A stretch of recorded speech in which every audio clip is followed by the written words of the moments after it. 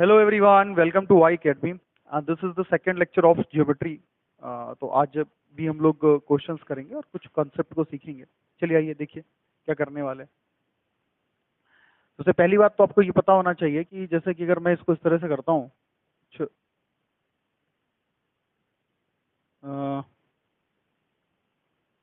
ये कह सकते हो आप इसको, ठीक। अगर मैं इसको अल्फा लेता हूँ, इसको मैं बीटा लेता हूँ, इसको मैं थीटा लेता हूँ, ये एंगल कितना हो जाएगा? अल्फा प्लस का बीटा, एक्सटीरियर एंगल, है ना। और ये एंगल कितना हो जाएगा? अल्फा प्लस का थीटा, थीटा हो जाएगा। और ये एंगल कितना हो जाएगा? बीटा प्लस का theta. This is known as beta plus का थीटा। ये एंगल हमारे पास में इस तरह से बनेंगे। ये एक्सटीरियर एंगल की प्रॉपर्टी है, दिमाग में रखना। अच्छा, दूसरी बात मैंने क्या बोली है आप लोगों को? दूसरी बात मैंने बोली है कि मान लो ये ट्राइंगल है, इस तरह से एक इक्विलेटरल ट्राइंगल है। कैसा ट्राइंगल है? इक्विलेटरल ट्राइंगल है। ए बी सी एक इक्विलेटरल ट्राइंगल है।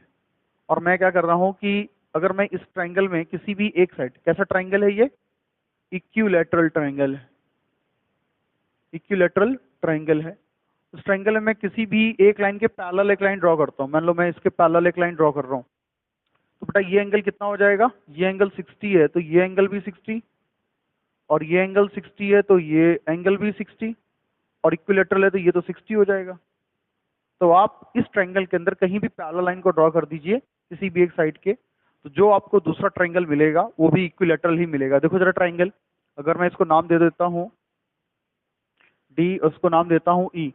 ए डी ई एक ट्राइंगल है जिसके तीनों एंगल आपस में इक्वल है, तो तीनों साइड्स भी आपस में, ये वाली तीनों साइड्स भी आपस में क्या हो जाएंगी? इक्वल हो जाएंगी। तो एडीई फिर से अपने आप में एक इक्विलेटरल ट्राइंगल हो जाएगा। और ऐसा आप कहीं से भी कर सकते हैं। यहां से एक पैरेलल लाइन ड्रॉ कर दीजिए इसके, तो जो ट्राइंगल मिलेगा वो आपको इक्विलेटरल मिल जाएगा। तो बस इतनी सी बात थी। इसमें क्वेश्चन करेंगे हम लोग एक। आइए, क्वेश्चन ये है कि, एक सेकंड बच्चों,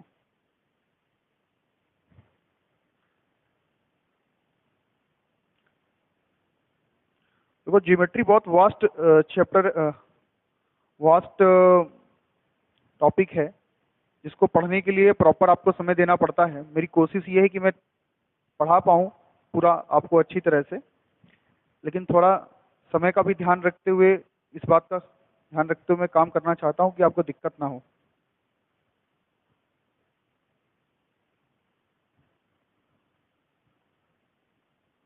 देखिए क्वेश्चन 6 ये है कि आपको एक ट्राइंगल दिया गया है। एक ट्राइंगल आपको दिया गया है एबीसी, ए बी सी। इसमें बोला गया है कि DE parallel to BC, DE parallel to BC. तो डी पॉइंट ये है एंड ई पॉइंट ये है, और जी पॉइंट ये है, और एफ पॉइंट ये। जो डीई पैरेलल टू बीसी, ऐसे ही बोला गया है कि E F parallel to A B, given है क्वेश्चन में। ई एफ का मतलब ये लाइन इसके पैरेलल है और ये लाइन इसके पैरेलल है। इसी तरह से बोला गया है कि DG parallel to EC, DG parallel to AC, DG parallel to AC, DG parallel to AC. Clear है ना? चलो, और कह रहे हैं A B is equal to 30, A B is equal to 30 centimetre, या जो भी यूनिट चाहो तो यूनिट लो ना लो, कोई दिक्कत नहीं है। और इसके साथ और भी इंफॉर्मेशन दी गई है, ये सारी इंफॉर्मेशन है। और क्या दिया गया है? दिया गया है कि जी डी प्लस का डीई प्लस का E F is equal to 42। G F का वैल्यू फाइंड करना है आपको, जी एफ का वैल्यू फाइंड करना है। A B is equal to B C is equal to C A. ये इंफॉर्मेशन आपको दी गई है। ये भी इतनी सारी इंफॉर्मेशन दी गई है आपको। ये इंफॉर्मेशन, ये इंफॉर्मेशन, ये भी इंफॉर्मेशन ही है। ये इंफॉर्मेशन दी गई है और ये इंफॉर्मेशन दी।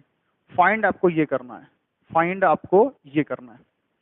एक ट्राइंगल में आपको इतनी सारी इंफॉर्मेशन दी गई है और आप इसको फाइंड कैसे करते हैं ये देखने वाली बात होगी। चलिए, अब देखो क्वेश्चन को प्रॉपर समझ लिया जाता है। समझ लिया जाए कैसे? आपको साफ तौर पर बोला गया है कि जब ये लाइन इसके पैरेलल है, ये लाइन इसके पैरेलल है, तो आपको एक बात देखो, एक बात और बोली गई कि ये तीनों साइड्स क्या है आपस में? इक्वल।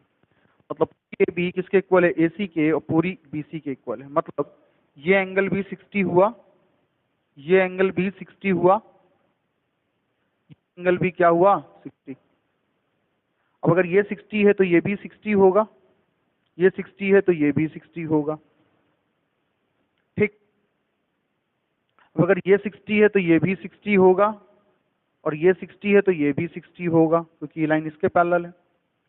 अब अगर ये सॉरी ये 60 है तो ये भी 60 होगा, और ये 60 है तो ये भी 60 होगा। क्लियर? हाँ। अब आप एक बात बहुत ध्यान से देखो कि हमें गिवन क्या है। AB इज इक्वल टू हमें 30 गिवन है, पूरा AB, ये हमें पूरा 30 गिवन है। मैं कह देता हूं कि अगर ये लाइन जो देख रहे हो यहां तक की लाइन को मैं A लेट कर लेता हूं। क्या लेट कर लेता हूं? A लेट कर लेता हूं। तो अगर ये A हुआ तो ये भी A होगा, और ये भी बच्चों A होगा, अगर आपको तकलीफ ना हो। ठीक। चलो, अब अगर ये A हो गया तो बेटा यहां से यहां तक क्या हो गया? 30 माइनस का A। यहां तक 30 माइनस का A, तो ये भी कितना हो जाएगा? 30 माइनस का A। क्लियर है? और ये 30 माइनस का A है,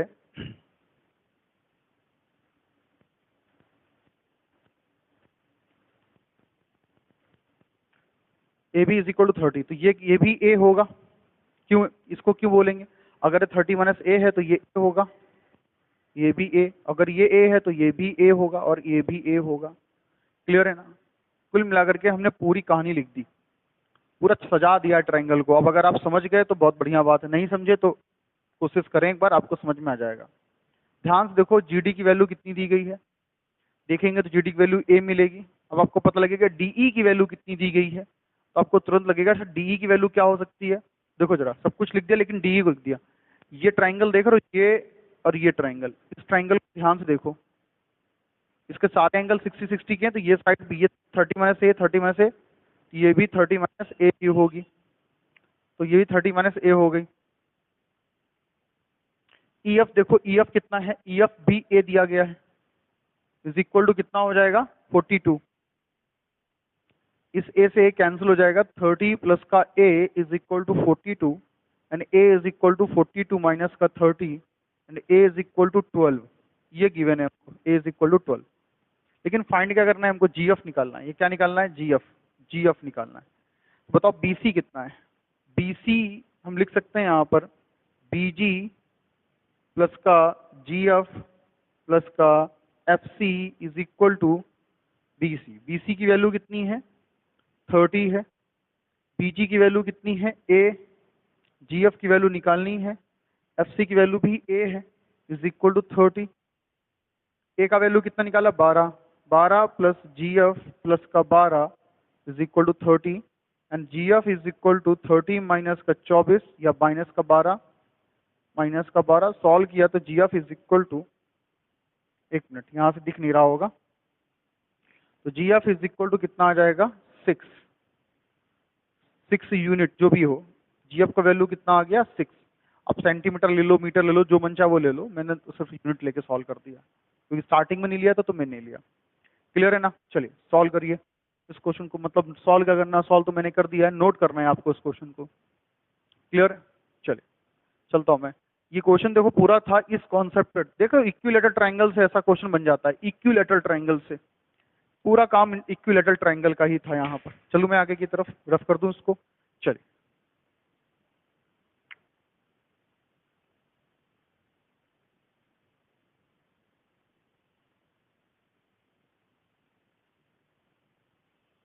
चलिए नेक्स्ट क्वेश्चन करते हैं हम लोग इसके बाद। एक ये भी एक बढ़िया क्वेश्चन है जो मैं नेक्स्ट करवाने वाला हूँ। क्वेश्चन तो बहुत सारे हैं बेटा, लेकिन बस प्रॉब्लम ये है कि हम उन सब क्वेश्चंस को कर नहीं सकते हैं सॉल्व यहाँ पर, क्योंकि अरे यार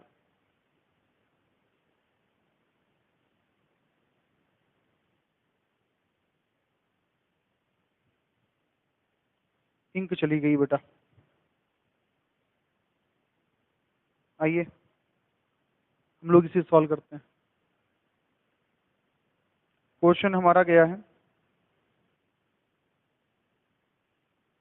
ये दिया गया है क्वेश्चन कि एक ट्राइंगल है, आपको ABC एक ट्राइंगल दिया गया है, D पॉइंट इसमें ये है और E पॉइंट इसमें ये। Angle B is equal to angle C 78 degree, angle BCD is equal to 24 और angle EBC is equal to 51।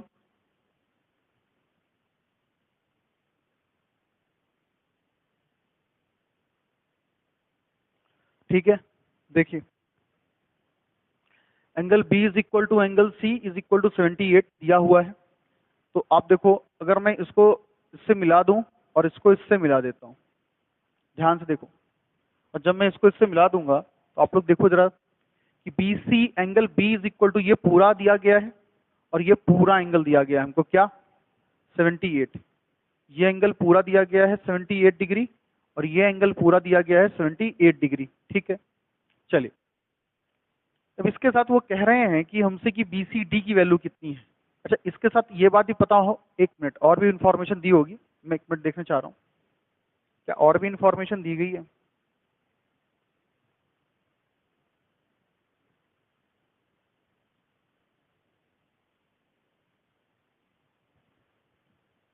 हाँ देखो, ठीक इतनी दी गई है, angle B is equal to 78 दिया गया और EBC कितना दिया गया, ये दिया गया 51। ठीक है ना, ये दिया गया 51, ये दिया गया 51।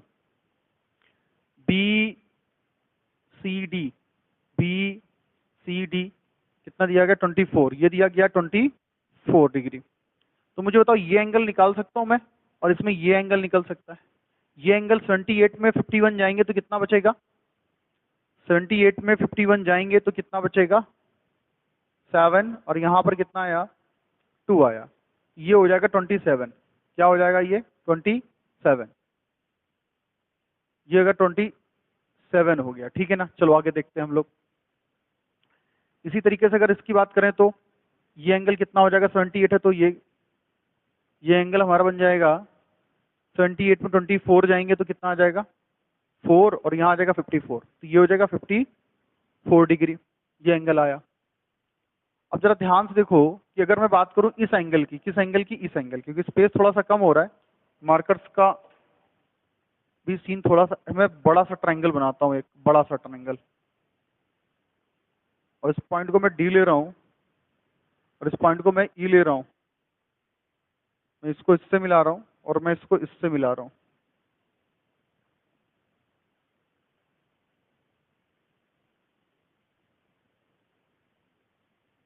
ये ई पॉइंट, ठीक है ना। चलिए, मैंने कहा भाई ये एंगल अगर देखा जाए तो ये 51 निकला और ये एंगल निकला 27 डिग्री। नाम दे दिया मैंने इसको बी, इसको सी और इसको ए। बहुत ध्यान से देखो, ये हो गया 54 डिग्री, ये हो गया 24 डिग्री। क्लियर है ना। अच्छा, ये पूरा एंगल तो हमको पता है ना 78 है, यहाँ भी हमको पता है ये पूरा एंगल कितना है 78 डिग्री है पूरा एंगल। ठीक, ध्यान से देखते जाना, ये एंगल कितना निकलेगा, ये एंगल, ये 24 है, ये 78 है, तो 180 माइनस का 24 प्लस का 78 करेंगे तो कितना आएगा 8 4 12 7 2 9 1, तो 180, तो कितना हो जाएगा 78 हो जाएगा। ये एंगल कितना निकला 78, ये पूरा 78, ये 78, ये साइड इसके इक्वल हो गई। मतलब क्या हम कह सकते हैं BC is equal to CD हो गया। ठीक है भाई, इस एंगल को फाइंड किया जा सकता है। ये एंगल 51 है, ये एंगल 51, ये पूरा 78 है, तो 51 और 78 180 माइनस 51 और 78 अगर करेंगे तो कितना आएगा 8 1 9 और 7 5 12 129, कम किया तो कितना आ गया 51 आ गया। दिस इज ऑल्सो 51, ये निकला 51 डिग्री। अब ध्यान से देखो, ये 51 डिग्री आया, सारी बातें समझ गए होंगे आप। अब अगर ये 51 है और ये 51 है, इसकी अपोजिट साइड कौन सी हुई EC हुई ये, और इसकी अपोजिट साइड कौन सी हुई, BC, तो इज इक्वल टू क्या हो गया, EC। ये सारे आपस में क्या हो गए, साइड्स इक्वल, ये साइड इसके इक्वल और ये साइड इसके इक्वल हो गया। क्लियर है ना? इसको ज्वाइन करा दो, इससे काम पड़ेगा अभी थोड़ी देर में इसका। अब क्या करना है हमको, फाइंड क्या करना है, फाइंड करना है DEB। DEB ये एंगल निकालना है, ये एंगल। अच्छा मुझे एक बात ध्यान से देखो बोर्ड में कि अगर ये साइड इसके इक्वल है, ये साइड इसके इक्वल है, तो इस पूरे ट्रायंगल में देखो जरा, इस पूरे ट्रायंगल में ये साइड इसके इक्वल है, इसका अपोजिट एंगल ये, इसी का अपोजिट एंगल ये। तो मैं अगर इसको x लेता हूं, इसको मैं अगर x लेता हूं, तो ये पूरा एंगल x हो जाएगा कि नहीं हो जाएगा, पूरा एंगल x हो जाएगा। ठीक, और ये पूरा एंगल x है और ये एंगल कितना है, ये एंगल 54 है। तो मैं लिख सकता हूँ x plus 54 is equal to 180। तो 2x is equal to 180 minus 54 and 2x is equal to कितना आ जाएगा हमारे पास में 126। तो x इज इक्वल टू 63 आ गया, x का वैल्यू 63 आ गया। और आपको पता होना चाहिए कि ये एंगल निकालना है हमको, ये एंगल, इस एंगल का नाम क्या है, DEB। DEB is equal to x minus का 51, 63 माइनस का 51 करेंगे तो 2 आ गया एंड 1 आ गया। 12 डिग्री हमारे पास में वैल्यू आ गई किसकी, angle DEB is equal to 12 degree. This is the answer, this is the answer. Note down it.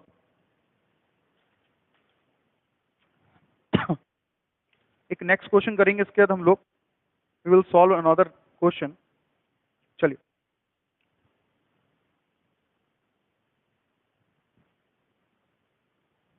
आइए, रफ कर दिया जाए इसको।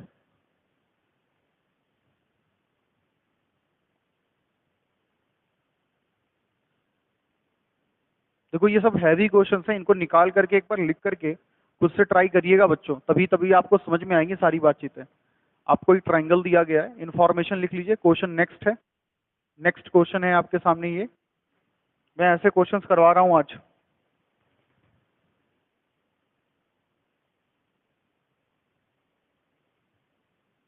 ये पॉइंट E है and this point is D। इसको नाम दिया गया ABC, एक ट्रायंगल है और इंफॉर्मेशन आपको दी हुई है AD is equal to DE is equal to EC is equal to BC is equal to and AB is equal to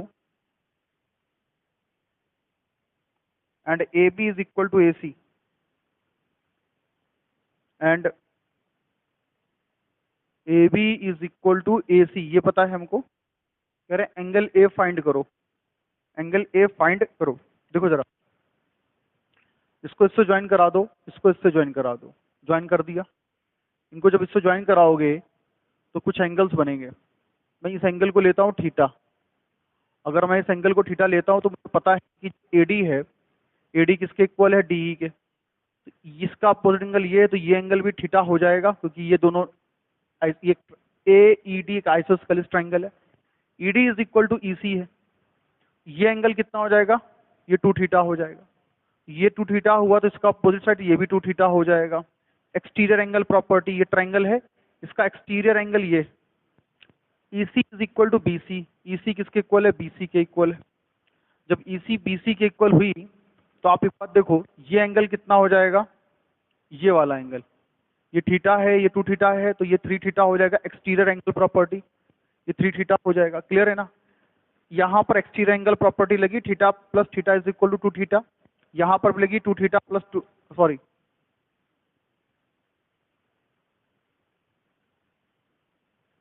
अच्छा सॉरी, ये इसका, हाँ 3 थीटा सही। तो ये ट्राइंगल देखो, AEC ट्राइंगल देखो, इसका एक्सटीरियर एंगल ये होगा कि नहीं होगा, इसी का, ये 3 थीटा हुआ।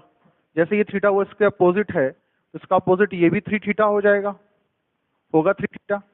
बहुत ध्यान से देखना एक बात, इन्होंने बोला है AB is equal to AC, ये पूरी साइड इसके इक्वल है, ये पूरी साइड इसके इक्वल, ये AB is equal to AC। ये एंगल 3 थीटा है, तो ये पूरा कितना हो जाएगा, 3 थीटा।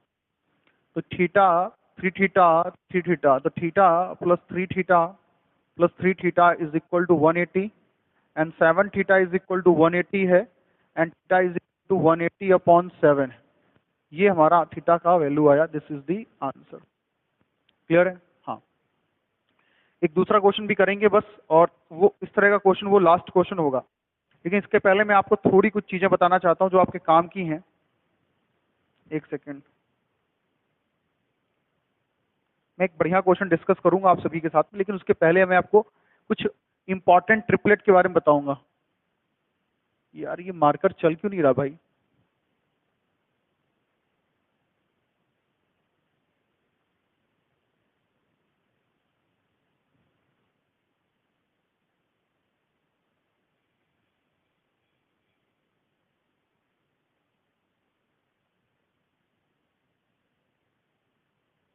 अरे यार, चल ही नहीं रहा मार्कर। कुछ इंपॉर्टेंट ट्रिपलेट है, उन ट्रिपलेट को देख लो।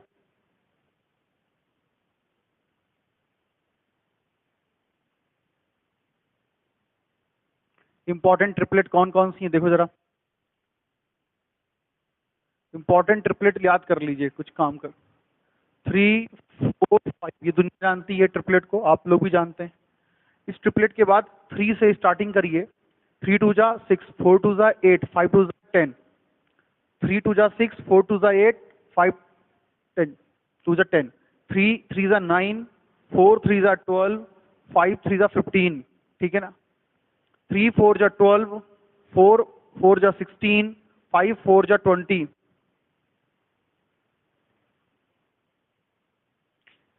3 4 जा 12, 3 5 जा 15, 4 5 जा 20, 5 5 जा 25।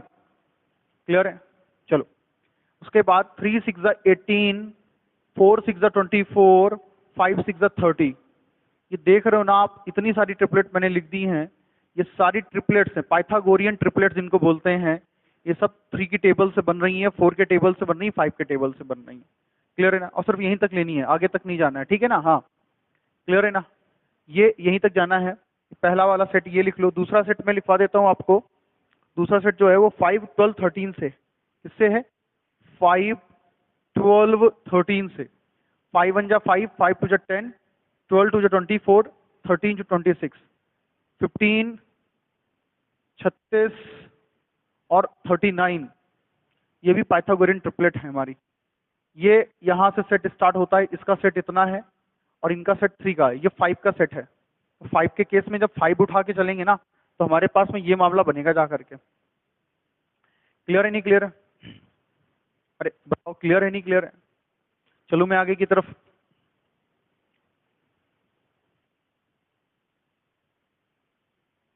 चलो,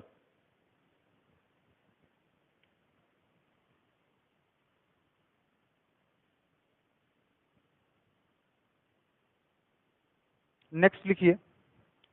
नेक्स्ट है 7 24 25। बहुत जो काम काम की ना इंपॉर्टेंट ट्रिपलेट्स हैं।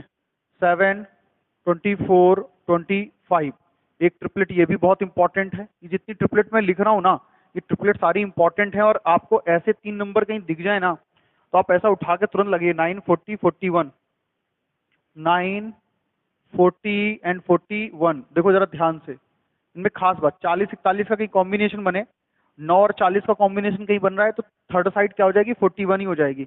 24 और 7 का कहीं कॉम्बिनेशन बन रहा है, तो थर्ड साइड 25 ही होगी, कंफर्म।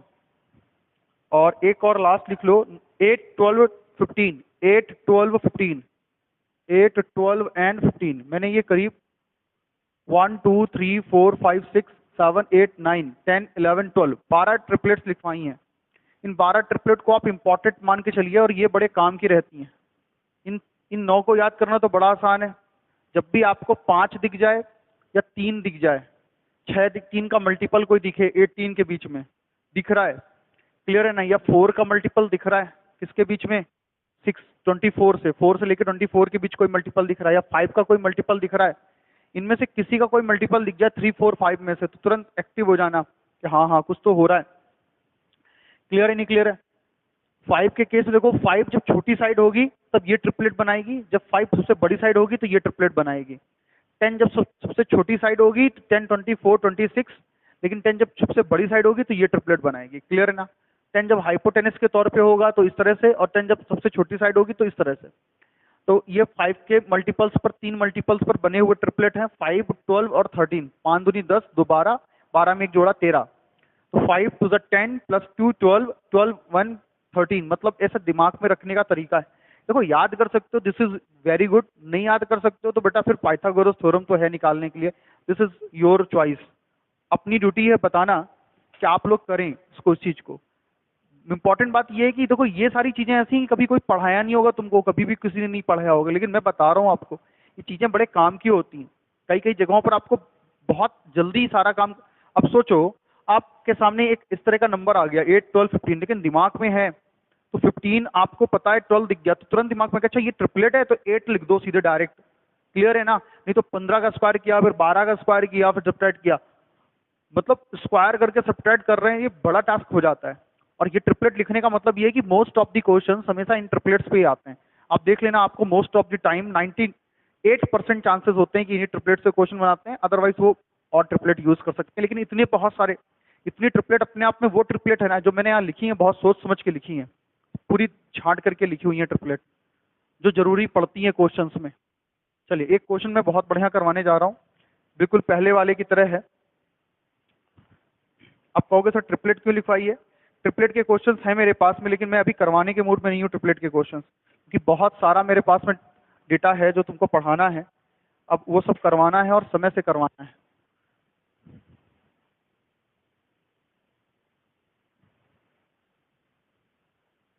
ए यार,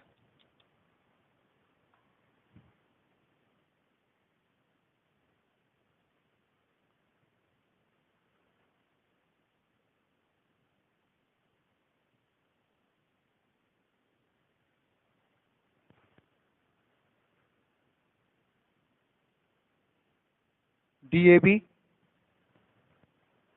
DAE, सॉरी, DAE, यहाँ पर एक पॉइंट B दिया गया है, यहाँ पे एक पॉइंट F दिया गया है, यहाँ पे एक पॉइंट G दिया गया है, यहाँ पे एक पॉइंट C दिया गया है। थोड़ा आगे ले लेता हूँ मैं C को, C दिया गया। क्वेश्चन में गिवन है AB is equal to BC is equal to CD is equal to EF is equal to FG is equal to GA। ये गिवन है। कह रहा find angle CDE। CDE angle find करिए आप। CDE, तो जो जो इन्फॉर्मेशन गिवन है इक्वल वाली, तो AB किसके इक्वल है? BC के। तो मैं BC लग नहीं रहा होगा, लेकिन मान के चलना है। सर जी कैसे लग रहा है इक्वल? मान के चलो, क्योंकि फिगर बनाया गया कंस्ट्रक्शन की हेल्प से, मैं ऐसा बना रहा हूँ विदाउट कंस्ट्रक्शन, ठीक है ना? हाँ, AB is equal to BC है, BC is equal to CD है, तो C को D से ज्वाइन कर दो, ये भी इसके इक्वल आ गया। और DE is equal to CD is equal to DE, और CD is equal to DE है, and DE is equal to EF है। EF है तो इसको इससे ज्वाइन कर दो, ठीक है ना? हाँ, EF is equal to FG है, FG, F को G से मिला दो, ये इसके इक्वल हो गया। And FG is equal to GA है, ये इसके इक्वल हो गया। एंगल CDE निकालना है, ये एंगल निकालना है आपको, फाइंड करना है। ठीक, मैं क्या कर रहा हूँ, इस एंगल को थीटा लेके चल रहा हूँ, दिस एंगल इज थीटा। जब ये एंगल थीटा हुआ तो मुझे बता दो कि जब AG किसके इक्वल है? GF के, this angle is also theta. जब ये थीटा हुआ, ये थीटा है, तो ये एंगल कितना हो जाएगा? 2 थीटा हो जाएगा। क्या हो जाएगा? ये 2 थीटा हो जाएगा ये एंगल। मेरी बात सबको समझ में आ रही है? क्यों हो जाएगा 2 थीटा? FAG एक ट्राइंगल है और उसका ये एक्सटीरियर एंगल है, 2 थीटा हो जाएगा। अब जब ये 2 थीटा हुआ, देखो ये थोड़ा क्वेश्चन बार करने पे प्रैक्टिस थोड़ी बनती है, लेकिन आपको करना सीख लेना चाहिए। ऐसे क्वेश्चंस आपने कर लिए तो आपका दिमाग चलने लगा बहुत बढ़िया। ज्योमेट्री में थीटा थीटा 2 थीटा, ठीक है ना? अभी और कैसे जाएं? ये साइड किसके इक्वल है? ये साइड इसके इक्वल है। ट्राइंगल देखो GFE, ये साइड किसके इक्वल है? इस ट्राइंगल में ये साइड इक्वल है इसके। क्या कर रहा हूं मैं ए यार,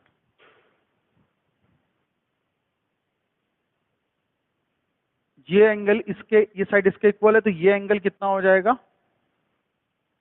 2 थीटा हो जाएगा। ये एंगल कितना हो जाएगा? 2 थीटा हो जाएगा ये एंगल। क्योंकि ये थीटा है और ये साइड इसके इक्वल है। अच्छा दूसरी बात क्या है, मैं क्या लिख सकता हूँ, ये 2 थीटा अगर हुआ तो वो 2 थीटा हो गया। चलो कोई बात नहीं, आगे आते हैं हम लोग इसके साथ पे ये। और हम क्या कर सकते हैं, एक मिनट देख सकते हैं कि और हम क्या कर सकते हैं कि इसको थीटा लिया तो ये थीटा हो गया और ये थीटा हुआ तो हाँ। अच्छा B A is equal to क्या है, बी सी, तो ये एंगल भी थीटा होगा कि नहीं होगा? हाँ सर। ट्रायंगल देखो बी ए सी, बहुत कंफ्यूजिंग हो रहा होगा थोड़ा बहुत, लेकिन थोड़ा ध्यान से देखना। बी ए सी ट्रायंगल थीटा है क्योंकि ये साइड इक्वल है इसके, ये थीटा हो जाएगा। जैसे ये थीटा हुआ तो ये एंगल निकाल सकता हूं मैं, क्योंकि ये एक्सटीरियर एंगल होगा बी ए सी ट्रायंगल का। ट्रायंगल ए सी बी का एक्सटीरियर एंगल ये है और this is 2 theta, this is 2 theta. और अगर ये 2 थीटा होता है तो बेटा ये एंगल देखो, ये वाली साइड इसके इक्वल है, ये भी 2 थीटा हो जाएगा। हाँ ये भी 2 थीटा हुआ। और जब ये 2 थीटा हुआ तो आप एक बात ध्यान रखो, इस 2 थीटा को बोल सकते हैं, ये 2 थीटा हो गया। अच्छा एक चीज और ध्यान से देख सकते हैं ना हम लोग, क्या ये एंगल कितना हो जाएगा, ये एंगल कितना है, ये एंगल 3 थीटा है। कितना है? 3 थीटा। देखो triangle D A C, D A C triangle मिल गया। जब डी ए सी ट्राइंगल मिलता है तो ये एंगल पूरा, ये 3 थीटा हुआ, exterior exterior angle of a triangle, ये 2 थीटा और ये थीटा, तो इसके हिसाब से ये 3 थीटा हो गया। और ये साइड किसके इक्वल है, इसके, तो ट्राइंगल डी सी ई में ये पूरा एंगल 3 थीटा हुआ। हाँ हाँ सर बिल्कुल सही बात बोल रहे हैं आप, बिल्कुल सही बोल रहे हैं, मैं सही बोल रहा हूँ बेटा, मैं गलत कब बोलता हूँ। बात समझ में आ रही है? ये 3 थीटा हुआ कि नहीं हुआ? ये एंगल 3 थीटा हो गया है। अच्छा और क्या कर सकते हैं हम लोग? अच्छा इस ट्राइंगल को ध्यान से देखो, इस ट्राइंगल को E F A E, F A ई, ये ट्राइंगल देखो, इस ट्राइंगल को ध्यान से देखो, इस ट्राइंगल को, तो ये एंगल कितना बचेगा, ये 2 थीटा हुआ, ये थीटा हुआ, तो ये कितना हुआ, 3 थीटा। और जब ये 3 थीटा हुआ तो ट्राइंगल डी एफ ई में ये साइड इक्वल है, तो ये वाला पूरा एंगल, ये एंगल और ये एंगल इक्वल होगा, तो उसमें से इतना एंगल थीटा है, तो ये कितना 2 थीटा है, ये कितना हो जाएगा, थीटा, क्योंकि ये पूरा एंगल कितना हो रहा है, 3 थीटा हो रहा है। अब मुझे जरा ध्यान से बता दो कि क्या मुझे ट्राइंगल डी ए ई, इन ट्राइंगल डी ए ई में एंगल ए मिल गया थीटा, एंगल डी मिल गया पूरा 3 थीटा, और एंगल ई मिल गया जिसको भी 3 थीटा बोलते हैं, तो तीनों एंगल मिल गए, तो angle A plus angle D plus angle E is equal to कितना है, 180। तो कितना हो जाएगा, theta plus 3 theta plus 3 theta is equal to 180, 7 theta is equal to 180 and theta is equal to 180 upon 7। एक दूसरा आंसर भी 180/7 आया है। I would like to see that कि क्या आप तक इसका व्यू आ रहा है। बिल्कुल सही। तो आई होप स्टूडेंट्स ये बात आपको समझ में आ गई कि ये कैसे आ रहा है, क्लियर है? चलिए, तो कुछ इस तरह के क्वेश्चन है जो मुझे आप लोगों के साथ में डिस्कस करने थे और मैंने डिस्कस भी किए हैं।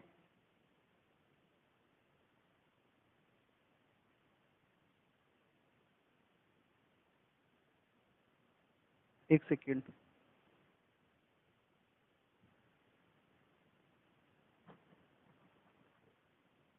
चलिए, तो ट्रिपलेट पे मैं क्वेश्चन डेफिनेटली नेक्स्ट लेक्चर पे करवाने वाला हूं, क्योंकि नेक्स्ट लेक्चर जो होगा उस पर ट्रिपलेट पे क्वेश्चन जरूर करवाऊंगा ताकि आपको इनका यूज सिखा सकूं। उसके बाद नेक्स्ट चैप्टर में हम लोग ट्राइंगल्स के रिलेटेड सारे टर्म्स पढ़ने वाले हैं, मतलब 4 टर्म्स डिस्कस करेंगे। वो कौन कौन से होंगे? वो होंगे सेंट्रॉइड के बारे में डिस्कशन चलेगा, सरकम सेंटर के बारे में डिस्कशन चलेगा, सरकम सेंटर के बारे में डिस्कशन होगा, इन सेंटर के बारे में डिस्कशन होगा, और ऑर्थो सेंटर के बारे में डिस्कशन होगा। डिस्कशन का मतलब ये है कि इन पे क्वेश्चन डिस्कस किए जाएंगे। और सिमिलैरिटी ऑफ ट्राइंगल भी डिस्कस होगा, सिमिलैरिटी ऑफ ट्राइंगल भी डिस्कस होगा, और इसके साथ साथ area of triangle, parallelogram and triangle भी डिस्कस होगा, जो कि बहुत इंपॉर्टेंट है क्योंकि इसी से क्वेश्चन वो अधिकतर देते हैं, area of parallelogram and triangle.